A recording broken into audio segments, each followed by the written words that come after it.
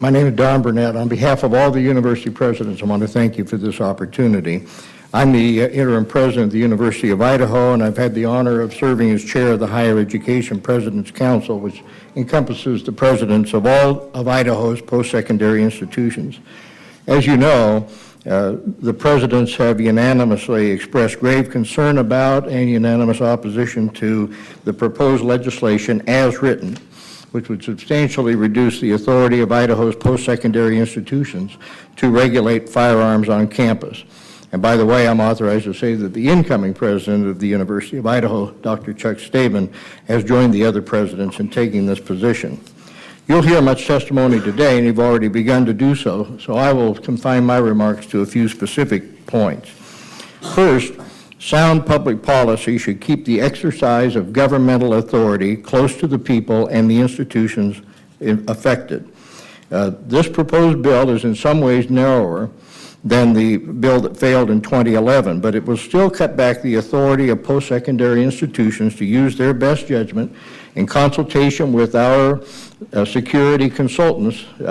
University of Idaho and BSU, for example, use a nationally recognized security consultant in coordination with local law enforcement and first responders in how to promote safety on the academic environment. We would be disempowered to make those coordinated judgments any further. We would be subject simply to a top-down government command. Second, sound public policy should be evidence-based. And as you've already heard, there really is not much empirical evidence one way or the other. Plenty of anecdotes, but not much empirical evidence on firearms and safety on campus. But one thing that is clear is that the teaching and learning environment would be affected. Let me emphasize this, that this proposed bill cannot achieve the purposes ascribed to it by its proponents unless it results in and is widely perceived to result in the carrying of loaded weapons ready to use within seconds in our classrooms, laboratories, and other gathering places. That is not an effective way to promote safety, and it certainly does not promote the teaching and learning environment that we should seek to foster and that taxpayers are paying and that students through tuition are paying to receive. Third, sound public policy should not fix what is not broken. It's been pointed out here today that college campuses are generally much safer than their surrounding communities, and Idaho campuses are generally safer than college campuses across the country. Moreover, under existing law and under our existing policies, we actively look at threat situations. We conduct threat assessments with our local police. And so a person is not helpless on campus in facing a threatening person situation. We have the range of options necessary to address those situations. Fourth, higher education campuses present complex and sensitive issues. The University of Idaho has 70 different locations, more than 70 across the state. And how we apply our safety policies depends a great deal on local circumstances. The Ninth Circuit decision that Senator McKenzie mentioned, with all due respect to him, deals with public places, and it did not deal with campuses or academic settings. The issue today is not a constitutional issue. It is an issue of legislative policy. It may be wrapped in constitutional rhetoric, but it is an issue of legislative policy. And the question is whether putting loaded guns at the ready for use within seconds in classrooms and laboratories and other gathering spaces is a good idea, and ladies and gentlemen, the presidents believe this is not a good idea. We would also urge you to pay due deference to the opinions of chiefs of police who are responsible for the training and the effectiveness and the safety of people who go into harm's way on our behalf in active shooter situations. They, as you have heard from Chief Duke, and you'll hear otherwise, are very concerned about the implications of this bill. Let me close on a personal note, if I may. I am an Idaho native, born in Pocatello. I grew up in a family of hunters and firearms, and I own firearms. I've been a judge. In my military career, I was an instructor for a while of military police. My experience and common sense tell me that putting loaded at-the-ready firearms in our classrooms, laboratories, and other campus venues is simply not a good idea. Now, the post-secondary presidents appreciate the good faith of legislators and others who have all perspectives on this issue. We encourage you, however, to take our concerns very seriously. In the meantime, we will continue to do our job in consultation with our security experts to explore and to implement the best practices to continue keeping Idaho's campuses among the safest in the nation. Thank you, Mr. Chairman. Are there questions? Representative Luker. Thank you, Mr. Chairman. President Burnett, thank you for being here. Just a little bit of background information is what I'm looking for. What is the University of Idaho's policy with regard to arming campus police and security? Are they armed? Yeah. Mr. Chairman, Representative Luker, they are not currently armed. But we have a contract with the Moscow Police, as Chief Duke told you, and the Moscow Police have a response team available to come onto campus. But our own employed security people at this point are not armed. Now, if the statute were to pass, that may have to change, but currently they are not armed. Follow up, Mr. Chairman. Representative Luker. Thank you, Mr. Chairman. President, can you tell us the reasoning or the policy behind not arming your campus security? Mr. Chairman, Representative Luker, the campus is a safe place. We do want to introduce new perceived threat situations. There has not been a feeling among the security personnel that they had a need to have firearms carried around on the campus themselves. But I say again that if this statute were enacted and if there were perceived to be a greater number and variety of arms being carried on campus, our security people are telling us that they think that they would have to change that situation. Mr. Chairman. Representative Luker. Mr. Chairman, President, are you 100% sure that nobody is carrying on campus now, any of your students or staff? And how do you know that? Mr. Chairman, Representative Luker, of course, nobody can be sure that there are no guns on campus. But our security consultants are very concerned that there would be more guns on campus in a greater variety of situations if a bill like this were to pass. Indeed, the purpose avowed by the supporters of the bill is to have more guns loaded at the ready, in classrooms, in laboratories, in order to confront the active shooter. If this bill resulted in no more loaded at the ready guns on campus, one of the arguments for the bill would fail. And one more question. Representative Luker. Thank you, Mr. Chairman. President, it sounds to me as if in not having your campus police and security armed, that you're actually more concerned about people who have enhanced permits than you are about people who may be on campus that have guns illegally.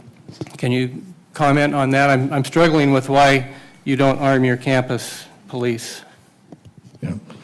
Mr. Chairman, Representative Luker, in particular situations when we make a threat assessment, and we do that in consultation with the Moscow Police, and we bring in our own security personnel, we may authorize an individual to carry a weapon if needed. It's kind of a last resort, even including a person who's not on security, if it's necessary to deal with a specific threat from a deranged individual, for example, and we know that in advance.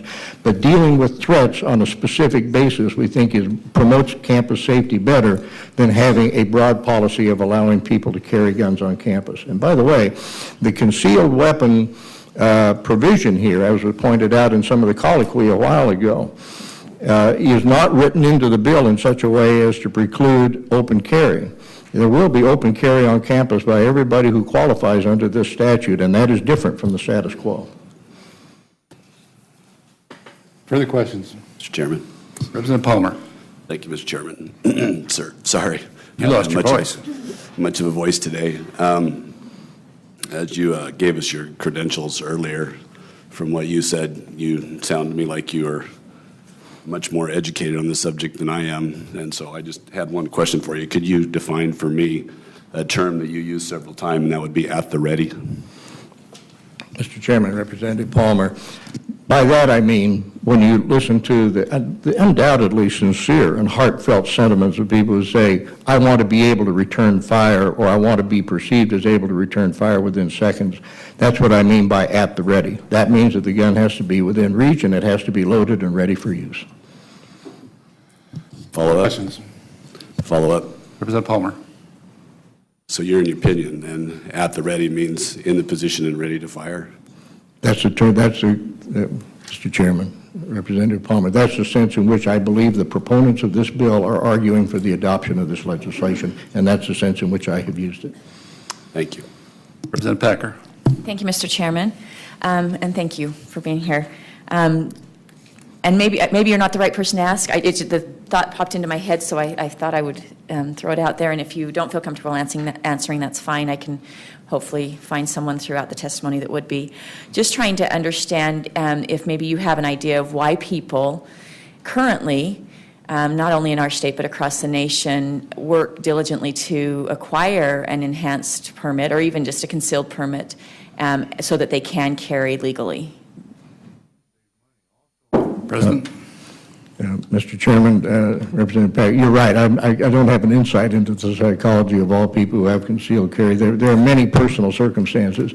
Usually, my understanding from talking to security consultants is that it is not in response to a generalized fear of the stranger shooter. It is usually in response to a particularized situation, often a social situation.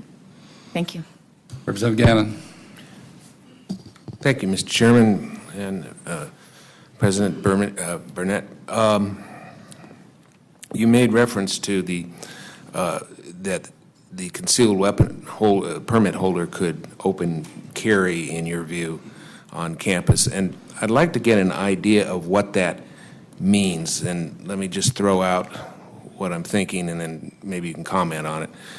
A concealed weapon permit holder, to me, would mean somebody maybe with a pistol that is concealed, that they're carrying on campus. Whereas an open carry could mean a pistol sidearm, but it could also mean a rifle strapped over the shoulder, walking across campus, semi-automatic, something like that. Am I interpreting that right? Mr. Chairman, Representative Gannon, I'm with you so far, yes. And one other question, Mr. Chairman. Representative Gannon. Mr. Chairman and President Burnett, so if this legislation is going to allow people with semi-automatic rifles, as long as they're open, to walk around campus and go to various places, would there be any way that a police officer could check or inquire of that person to first see if they had a permit, had a concealed weapons permit, and second, and identify who they are? Is that something constitutional that a police officer could just walk up and say, well, you're carrying this semi-automatic rifle here on campus, I'd like to see your ID and I'd like to see your permit? Mr. Chairman, President. Representative Gannon, I won't purport to be a constitutional expert in this area, although my past recollection of decisions, some of which I helped write, is that a police officer can interface with any person in a public place or on a campus, can ask for identification, can ask questions, do you have a permit for this weapon I see you're carrying? But under current law, concealed permits are not subject to open record search. Aggregate figures about the number issued can be, but individualized records are not available. And so if the individual said to the security officer, this is none of your business, I think that the officer would just have to accept that answer. And so we would not know whether that individual on campus under this legislation was there carrying a weapon pursuant to the authority that's granted in this statute. Further questions? Representative Whittings. Thank you, Mr. Chairman. President Burnett, if your university, if parents or students came to your administration and said, we have a real concern about not being able to carry on campus, would your administration then, what would be your reaction to that kind of concern? President? Mr. Chairman, Representative Woodings, I'm not sure, you're assuming that this bill would pass with its current language? Mr. Chairman, President Burnett, no, if this legislation was not passed or under current law. Right. Mr. Chairman, Representative Woodings, under our current situation, if an individual is confronting a particularized threat, we do a threat assessment. We can build security around that individual, whether it's a student, a staff member, a faculty member, and as I say, in extraordinary circumstances, we may be able to allow that individual to carry a weapon, but we know who that person is and under what circumstances it's being carried, unlike this statute, which throws it wide open and authorizes people to carry on campus, and we don't even know who they are or whether they are authorized. We just know that the authority given to them is under the statute, but we can't check that in the colloquy that was envisioned by Representative Gannon's question. Representative Barbieri. Thank you, Mr. Chairman. Mr. President, so that raises the issue then. Would you be more comfortable with this statute in place if there were a provision that the individuals would be registering with the Office of the President? Mr. Chairman, Representative Barbieri, I do believe that would be an improvement in this bill. We have many other concerns, as you know, but I think that would be an improvement. Further questions? Hearing none, thank you, President. Mr. Chairman, thank you very much.